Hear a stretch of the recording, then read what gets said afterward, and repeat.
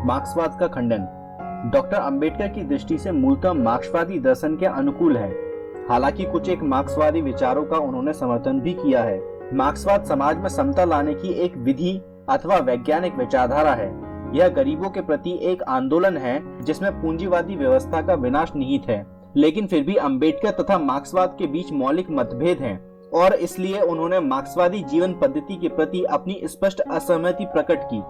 उनकी असहमति एक मौलिक विचार पर आधारित है। डॉक्टर अंबेडकर के अनुसार अतीत में ज्ञान, अनुभव तथा चिंतन की दृष्टि से बने सिद्धांत विकास की तेज दौड़ में रूढ़ि का रूप धारण कर लेते हैं। इसलिए यह उचित नहीं है कि मार्क्सवाद में कुछ उपयोगी विचार होते हुए उसे पूर्णतः स्वीकार किया जाए और पूर्णतः समर्थन दिया जाए, बल्कि चिंतन की स्वतंत्रता के अधिकार के लिए किसी भी वाद में आदमी को जकड़ा न जाए। स्वतंत्र चिंतन को रोकने के लिए यदि किसी वाद के द्वारा अनेक प्रकार के प्रतिबंध लगाए जाते हैं, भले ही वह आम जनता का हितैषी हो, तो वह डॉक्टर अंबेडकर के लिए कतई मान्य नहीं था।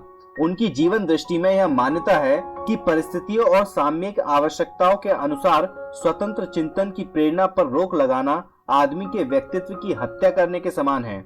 इस प्रकार व्यक्तिगत स्वतंत्रता की दृष्टि से डॉक्टर अंबेडकर ने मार्क्सवादी जीवन पद्धति को स्वीकार नहीं किया। यह बात सही है कि किसी विचारधारा को क्रियात्मक रूप में परिणत करते समय उसमें अनेक परिवर्तनों की आवश्यकता पड़ सकती है। इसलिए डॉक्टर अंबेडकर की दृष्टि में समय, स्थान, परिस्थिति और समुदाय विशेष के अनुसार पद्धति में परिवर्तन की संभावना बनी रहती है। उनकी राय में किसी भी समझदार व्यक्ति या निष्पक्ष बुद्धिजीवी को चाहिए कि वह मार्क्सवाद, गांधीवाद या किसी अन्य सिद्धांत के महत्व को मानव समाज के हित और विकास की दृष्टि से ही परखें। अतः डॉक्टर अंबेडकर चाहते थे कि किसी वाद को कार्य रूप देते समय, उसे व्यवहार में परिणत करते समय परिस्थिति तथा समाज का महत्व स्वीकार किया जाना आवश्यक है, क्योंकि हर बात हर समय और सभी परिस्थितियों में सामान्य रूप से लागू नहीं हो सकती। इसलिए किसी भी विचारधारा का पूर्व मूल्यांकन करना अनिवार्य है। डॉक्टर अंबेडकर यह मानते थे कि भारत में बहुत गरीबी है, पर उसका एकमात्र उपचार मार्क्सवाद नहीं है। भारत जैसे देश में जहाँ की समाज व्यवस्था रूस तथा चीन से भिन्न हो, वहाँ मार्क्सवाद को व्यवहार में परिणत करना संभव नहीं। भारत में मार्क्सवादी नेतागण लगभग ऊंची या ब्राह्मण जाति से हैं, जिन्होंने यहाँ की सामाजिक व्यवस्था के अनुरूप मार्क्सवाद की कभी भी व्याख्या नहीं की। डॉक्टर साहब ने कहा कि यदि कार्ल मार्क्स भारत में बैठकर डॉस कैपिटल ग्रंथ की रचना करता तो वह उसे दूसरे ढंग से लिखता। इस देश में सामाजिक अनेकता है। यहाँ की समाज व्यवस्था 4 वर्णों अथवा हजारों जातियों में विभक्त है। प्रत्येक जाति अपने को उच्च और दूसरी को नीच मानती है। एक जाति दूसरी जाति से नफरत करती है। इस देश में समाज व्यवस्था जाति पाति, ऊंच नीच, छुआछूत आदि का शिकार है। अज्ञान, दरिद्रता तथा वर्ग भेद से पीड़ित है। अतः यहाँ के मार्क्सवादी भी इन्हीं बुराइयों से ग्रसित हैं और जन्मना जाति भेद से अभिभूत हैं। इसलिए जैसा कि डॉक्टर साहब का विश्वास था, यहाँ रूस या चीन की भांति कभी क्रांति नहीं आ सकती। यहाँ के मार्क्सवादी भारतीय समाज व्यवस्था पर विचार किए बिना ही साम्यवादी समाज की स्थापना करना चाहते हैं, जो उनकी विचार प्रणाली का गंभीर दोष है। भारत में जैसा कि डॉक्टर अंबेडकर ने कहा, मार्क्सवादी नेताओं की बहुसंख्या कथित ब्राह्मण या स्वर्ण हिंदुओं की है। वे यहाँ की सामाजिक समस्या पर विचार नहीं करते, क्योंकि उनका सामाजिक स्तर दूसरे लोगों से ऊंचा माना गया है। यहाँ के समाज का रोग सामाजिक विषमता है, जिसका मूल कारण वर्ण व्यवस्था या जाति भेद है। एक गरीब ब्राह्मण इसलिए प्रसन्न है कि वह सबसे उच्च है। यह भावना भारत में समस्त वर्णों या जातियों में काम कर रही है। एक शूद्र या अछूत भले ही ज्ञानी हो अथवा धनी हो, जन्म से नीच माना जाता है। इस तथ्य की ओर मार्क्सवादियों का ध्यान कभी नहीं जाता। वे वर्ण व्यवस्था और जाति पाति ऊंच नीचता के महल पर तो गोलाबारी नहीं करते और ना ही यहाँ के विषमता से भरे धर्म पर कोई प्रहार करते। केवल दौलत के बंटवारे पर अधिक बल देते हैं। केवल पेट भर रोटी मिल जाने से मनुष्य संतुष्ट नहीं होता। उसे सामाजिक एकता तथा समता भी चाहिए, ताकि वह अन्य मानव प्राणियों की भांति रह सके। यहाँ की समाज व्यवस्था में चमार कुम्हार भले ही लखपति हो, उसे नीच माना जाता है, उस दरिद्र ब्राह्मण की तुलना में जो मूर्ख भी है। डॉक्टर अंबेडकर का एक मौलिक मतभेद मार्क्सवादियों के साथ है।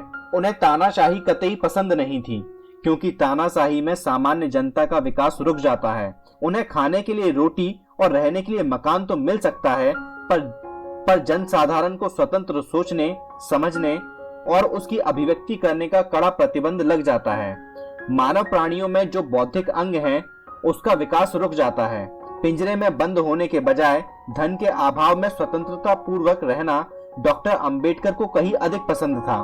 मार्क्सवादी व्यवस्था में कोई भी व्यक्ति ऐसा स्वतंत्र चिंतन नहीं कर सकता जो साम्यवादी नीति के विरुद्ध अथवा उसकी आलोचना करने वाला हो। मैं ऐसी व्यवस्था में जी नहीं सकता। रोटी खाकर जीना ही मनुष्य का चरम लक्ष्य नहीं है। मैं पिंग फिलॉसफी में विश्वास नहीं रखता कि खाओ पियो और पशुओं की भांति इंद्रिय तृप्ति करके मर जाओ। मैं मानव प्राणी को मननशील अर्थात सोचने समझने वाला प्राणी समझता हूँ। गरीबी और अमीरी के भेद को मैं प्रजातांत्रिक ढंग से दूर करना चाहता हूँ। संसार की सबसे बेहतर राज पद्धति प्रजातांत्रिक प्रणाली है। मेरा इसलिए ही कम्युनिस्टों से यह बड़ा भारी मतभेद है। स्पष्टतः डॉक्टर अंबेडकर का राजनीतिक खूनी क्रांति या विप्लव में विश्वास नहीं था। वे प्रजातांत्रिक राज्य प्रणाली से ही राजनीतिक, सामाजिक तथा आर्थिक सुधार के पक्षपाती थे, जबकि मार्क्सवादी लोग मूलतः राजनीतिक क्रांति को लेकर ही चलते हैं। अतः मार्क्सवाद तथा डॉक्टर अंबेडकर के बीच राजनीतिक परिवर्तन को लेकर भी गंभीर मतभेद था। डॉक्टर साहब की यह मान्यता थी कि यदि भारत में कभी कम्युनिस्ट लोग क्रांति द्वारा सत्ता हथियाने में सफल हो गए तो दलितों को क्या मिलेगा? उन्हें तो जहां वे हैं वहीं रहना पड़ेगा। उनके द्वारा सफल क्रांति के बाद 3 बातों की आवश्यकता पड़ेगी: प्रशासनिक मशीनरी, सेना तथा श्रमिकों की शक्ति। क्रांति के बाद ऐसा तो संभव नहीं होगा कि वर्तमान नौकरशाही व्यवस्था को हटा दिया अथवा सेना में भारी अदल बदल हो जाए। प्रशासन तथा सेना अधिकारियों से जब यह पूछा जाएगा कि वे सरकार में रहना चाहेंगे अथवा नहीं, तो उनका उत्तर होगा कि वे साम्यवादी सरकार का समर्थन ही करेंगे। फलतः सरकार, सरकारी ढांचा उन्हीं स्वर्ण हिंदुओं या ठाकुरशाही लोगों के हाथ में रहेगा जिनके हाथों में आज है। जहां तक श्रमिकों का संबंध है, जिनमें अछूत तथा दलित भी शामिल हैं, वे जहां हैं वही काम करते रहेंगे। ये लोग, विशेषकर दलित, जो सड़कें साफ करते हैं, गंदगी उठाते हैं, खेतों में मजदूरों के रूप में काम करते हैं, छोटी मोटी दस्तकारी करते हैं तथा कल कारखानों में कड़ा परिश्रम करते हैं, इन्हीं काम काजों में उलझे रहेंगे। निसंदेह इन लोगों को अच्छी मजदूरी मिलेगी, रोटी, मकान और कपड़ा भी मिलेगा। उनकी आर्थिक दशाओं में कुछ सुधार आएगा। पर ये लोग आज जो धंधे करते हैं वे ही करते रहेंगे। आगे चलकर प्रशासन तथा सेना में स्थान पाने का अधिकार मांगेंगे तो उन्हें दबाया जाएगा, यह कहकर कि तुम्हें रोटी, कपड़ा तथा मकान प्राप्त है और क्या चाहिए। इसलिए डॉक्टर अंबेडकर ने कहा, इसका परिणाम यह होगा कि आज का अछूत और पिछड़ा वर्ग समाज में तीसरे दर्जे पर ही रहेगा और वर्ण व्यवस्था के अनुयायी स्वर्ण लोगों के हाथ में ही शासनाधिकार सत्ता बनी रहेगी। भले ही कम्युनिस्ट राज में इस तीसरी श्रेणी वाले से छुआछूत न रहे, किंतु इन्हें समाज की सीढ़ी के सबसे निचले दंड पर ही रहना पड़ेगा और ऊपर वाले दंडे पुराने स्वर्णों के कदमों के नीचे होंगे। मूल सामान्यवाद में जो गुण है उसकी प्रशंसा डॉक्टर अंबेडकर ने की, परंतु भारतीय परिस्थितियों में साम्यवाद को पूर्णतः स्थापित करना संभव नहीं हो पाएगा, क्योंकि कम्युनिस्ट नेता यहाँ की समाज व्यवस्था को नजरअंदाज करते हैं। वह इसलिए कि वे अधिकतर जन्मजात उच्च जातियों में पैदा हुए हैं। डॉक्टर अंबेडकर ने यह स्पष्ट कहा कि जिन जातियों को नीच माना गया है उनका अनादर तथा अपमान केवल इसलिए ही होता है कि वे निंदित परिवारों में जन्मे हैं। भारतीय साम्यवादी नेता अपने परिवारों का तर्पण करते हैं, श्रद्धा में विश्वास रखते हैं, माथे पर धार्मिक तिलक या चिन्ह लगाते हैं और उपनाम के रूप में जातिगत पदों का प्रयोग करते हैं। ये सभी बातें मूल मार्क्सवाद के विरुद्ध हैं। इन सब तथ्यों को ध्यान में रखते हुए ही डॉक्टर अंबेडकर ने कहा, हिंदुस्तान के प्राचीन साम्राज्यवाद अर्थात चातुर्वर्ण पर प्रहार करना तो वह जानते ही नहीं और न ही करना चाहते हैं। रूस तथा चीन में साम्यवाद की सफलता का सबसे बड़ा कारण उन देशों में सामाजिक या धार्मिक विषमता का न होना है। केवल आर्थिक विषमता के ही वे लोग शिकार थे, इसलिए साम्यवाद वहां सफलता पा सका। किंतु इस देश में एक ब्राह्मण भूख तो सहन कर सकता है, किंतु ब्राह्मणपन के जन्मजात अभिमान को कभी भी त्यागना पसंद नहीं करेगा। वह दरिद्र होता हुआ भी इस बात पर संतुष्ट है कि वह पृथ्वी पर आदरणीय या पूजनीय प्राणी है। वह चारों वर्णों में शिरोमणि है। उसे ब्राह्मण जन्म उसके पूर्व जन्मों के पुण्यों के कारण मिला है। वह भूख प्यास सहकर भी केवल ब्राह्मणपन से ही संतुष्ट है। वह यदि एक दरिद्र भंगी चमार के साथ मिलकर भूख मिटाने के लिए संघर्ष भी करेगा तो भी संघर्ष समाप्ति के पश्चात हाथ आए धन के बंटवारे के पश्चात अपने आप को भंगी चमार से श्रेष्ठ ही मानेगा और इनके साथ रोटी बेटी संबंध कायम करने के लिए तैयार नहीं होगा। इसलिए डॉक्टर अंबेडकर ने भारतीय परिस्थिति में मार्क्सवाद को उतना उपयुक्त नहीं समझा जितना कि साम्यवादी नेता मानते हैं, और यदि भारत में रूस जैसा मार्क्सवाद आता है तो डॉक्टर साहब को कोई विशेष आपत्ति नहीं थी। लेकिन उन्होंने यह सुझाया कि साम्यवादियों को क्रांति लाने के लिए पहला प्रबल प्रहार वर्ण व्यवस्था, जात पात के पोषक धर्म ग्रंथों पर करना चाहिए, ताकि सारे भारत से ऊंच नीच का प्रतीक जाति भेद समाप्त हो जाए। तब सब एक समान अधिकार प्राप्त लोगों को साम्यवादी नेता आर्थिक राजनीतिक सत्ता हथियाने में आह्वान कर सकते हैं और उन्हें सफलता भी मिल सकती है, किंतु वे ऐसा करना नहीं चाहते। इस प्रकार डॉक्टर अंबेडकर ने सामाजिक समीक्षा के आधार पर मार्क्सवाद का खंडन किया और कहा कि मार्क्सवाद देश काल के अनुसार ही उपयोगी हो सकता है। वह कोई सार्वभौमिक उपाय नहीं है जो सब परिस्थितियों में अपने आप लागू हो जाए। धर्म के उपयोग को लेकर डॉक्टर अंबेडकर का मार्क्सवाद के साथ गहरा मतभेद था। मार्क्सवादी जीवन पद्धति में धर्म का कोई स्थान नहीं है। धर्म एक ऐसी आध्यात्मिक सुगंधी है जिसमें मस्त होकर आदमी अपने वास्तविक अस्तित्व को भूल जाता है। धर्म आदमी को कल्पना लोक में ले जाता है जहां आदर्शवादिता के सिवाय और कुछ नहीं है। मार्क्सवादी दृष्टिकोण धर्म को एक अफीम की संज्ञा देता है जो मनुष्य को वास्तविकता से पृथक कर देती है। धर्म जीवन में अनावश्यक है क्योंकि वह शोषणवादी प्रवृत्तियों को जन्म देता है। धर्म के प्रति ऐसा ही मार्क्सवादी दृष्टिकोण है जिसे डॉक्टर अंबेडकर ने कतई स्वीकार नहीं किया। डॉक्टर अंबेडकर के अनुसार धर्म मानव जीवन का एक अंग है। वह सामाजिक प्रतिष्ठा तथा व्यक्तिगत उत्थान का मार्ग प्रशस्त करता है। धर्म मानव व्यक्तित्व के निर्माण में महत्वपूर्ण भूमिका अदा करता है। धर्म सामाजिक संगठन का प्रतीक है। मनुष्य केवल रोटी खाकर ही नहीं जीता, उसके बुद्धि भी है जिसे आध्यात्मिक खुराक की आवश्यकता पड़ती है, जिसकी पूर्ति धर्म द्वारा होती है। डॉक्टर साहब की दृष्टि से सच्चा धर्म मानव के बीच स्वतंत्रता, समता तथा बंधुत्व के आधार पर शुभ संबंध स्थापित करता है। ध्यान रहे, वे धर्म के नाम पर पाखंड तथा अंधविश्वास को कतई पसंद नहीं करते थे। उनके धर्म की धारणा ईश्वरवादी नहीं है बल्कि मानववादी है, जिसकी प्रमुख भूमिका सामाजिक स्तर पर ही संभव है। धर्म चूंकि नैतिकता का ही दूसरा नाम है, इसलिए नरक स्वर्ग आदि की धारणाओं से मुक्त है। डॉक्टर अंबेडकर की दृष्टि से धर्म मनुष्य की सेवा के लिए है, न कि मनुष्य धर्म की बलि वेदी पर चढ़ाने के लिए। इस प्रकार धर्म के प्रति अपनी आस्था के लिए डॉक्टर साहब मार्क्सवाद की ओर क्यों जाते?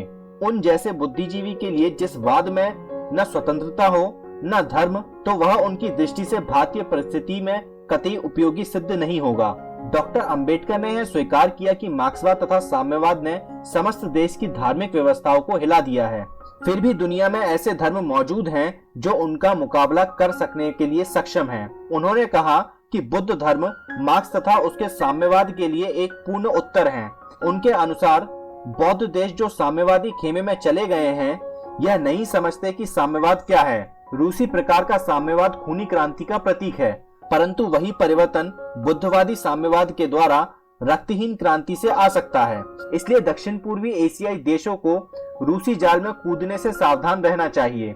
उनके लिए जो इस समय आवश्यक है वह यह है कि वे बुद्ध की शिक्षाओं को राजनीतिक स्वरूप प्रदान करें। दुनिया में गरीबी है और सदैव रहेगी। रूस में भी गरीबी है, लेकिन गरीबी मिटाने के लिए मानव स्वतंत्रता का बलिदान कहाँ तक ठीक है? एक बार यदि यह स्वीकार कर लिया जाता है कि बौद्ध धर्म एक सामाजिक दर्शन है, तो उसका पुनर्जागरण एक स्थायी घटना होगी। जहां तक संपत्ति के अधिकार का प्रश्न है, मार्क्सवाद उसे राज्य के कानून द्वारा समाप्त करना चाहता है, क्योंकि निजी संपत्ति सामाजिक तथा आर्थिक शोषण का कारण है। परंतु बौद्ध धर्म में, जैसा कि डॉक्टर अंबेडकर ने कहा, निजी संपत्ति को सामाजिक बुराई माना है, पर बुद्ध ने निजी संपत्ति न रखने के अधिकार को केवल भिक्षु संघ तक ही सीमित रखा। और यदि कोई व्यक्ति सामाजिक उत्थान के हेतु अपनी धन संपत्ति का बलिदान करता है, तो बुद्ध धर्म उसके मार्ग में किसी प्रकार की बाधा बनकर सामने नहीं आता। इस प्रकार डॉक्टर अंबेडकर ने मार्क्सवाद की तुलना में बुद्धिवादी जीवन पद्धति को दलितों के लिए कहीं अधिक अच्छा समझा। बुद्ध मार्ग में न केवल समता तथा बंधुत्व है, बल्कि स्वतंत्रता भी है, जो मार्क्सवादी जीवन पद्धति में नहीं मिलती। निष्कर्षतः यह कहा जा सकता है कि डॉक्टर अंबेडकर ने राजनीतिक, सामाजिक तथा आर्थिक विचारों को स्वीकार नहीं किया। उनके अनुसार भारत का राजनीतिक बहुमत समाजवादी समाज की स्थापना का लक्ष्य स्वीकार करते हुए भी श्रमिकों द्वारा सशस्त्र शक्ति से क्रांति लाना कतई पसंद नहीं करेगा। डॉक्टर साहब देश, काल और परिस्थितियों के अनुसार किसी भी विचारधारा में पुनर्विचार तथा संशोधन को अनिवार्य समझते हैं। उनका विचार है कि मार्क्स ने जो कुछ अपने समय में कहा था वह आज 100% सही उतरे या आवश्यक नहीं। उसकी बहुत सी बातें गलत सिद्ध हो चुकी हैं और इसलिए लेनिन तथा माओ ने अपने देश, काल तथा परिस्थितियों के अनुकूल मार्क्सवादी विचारधारा में अपना क्रांतिकारी योगदान किया। अतएव यह कहा जा सकता है कि अंबेडकर ने मार्क्सवादी दृष्टिकोण को अपने विचार से समीक्षा कर भारतीय समाज में मार्क्सवाद को अनुपयुक्त पाया, विशेषकर उन नेताओं के हाथ में जिनमें अब भी ब्राह्मणी प्रवृत्तियां विद्यमान हैं और जो मठाधीशों के रूप में ही हर जगह बने रहना चाहते हैं।